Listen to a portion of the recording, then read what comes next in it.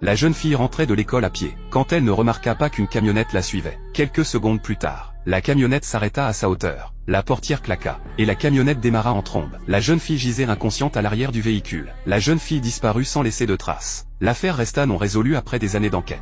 Cependant un jour 11 ans plus tard, cette jeune fille au cerne profond surgit soudain dans la rue en titubant. Des passants inquiets appelèrent rapidement une ambulance. Gemma la mère apprit que sa fille était revenue. Les larmes aux yeux, elle annonça la nouvelle à son mari. Sam et sa famille se précipitèrent à l'hôpital. La jeune fille sur le lit d'hôpital était livide. Mais quand Sam vit la marque sur son bras, il confirma qu'il s'agissait bien de sa fille. Alice finit par s'endormir épuisée. Le lendemain, la jeune fille raconta les détails de son enlèvement. Le père ne put en supporter davantage, et quitta la pièce. Luttant pour maîtriser ses émotions, l'enquêteur ne cessa pas de poser des questions, car tandis qu'Alice était transportée dans l'ambulance, elle répétait sans cesse un nom, Sophie. Sophie était victime d'une autre affaire de disparition. Sophie avait également été enlevée par une camionnette jaune. Il fallait donc agir vite pour trouver des indices. Peut-être que la jeune Sophie avait encore une chance de survie. À ce moment-là, Alice paraissait bouleversée. Elle connaissait effectivement Sophie. Comme Sophie était trop têtue pour obéir, les ravisseurs la maltraitaient terriblement. Quand Alice s'est échappée, elle voulait l'emmener avec elle. Mais elle était trop faible pour marcher. Le couple pensait que rien de pire ne pouvait arriver. Mais la réalité défie toujours les attentes. Une infirmière les informa des résultats des examens. Alice avait des vergetures,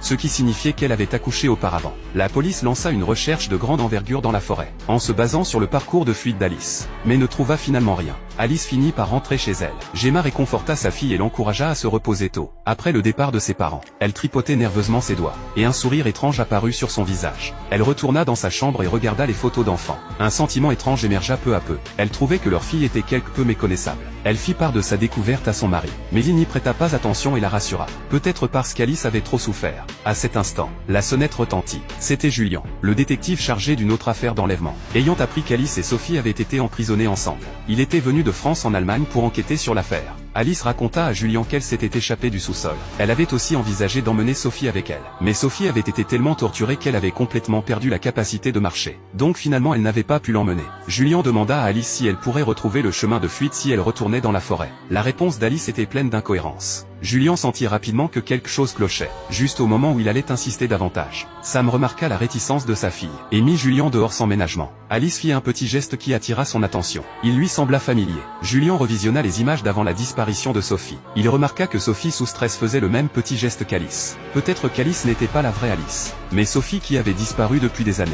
Alors qu'il était au bout du rouleau, une bonne nouvelle arriva. Alice avait accepté la proposition de Julien, de chercher l'endroit où elles étaient retenues captives. Avant de partir, Gemma apporta une écharpe jaune. Elle dit délibérément qu'elle avait été tricotée par Alice et son professeur.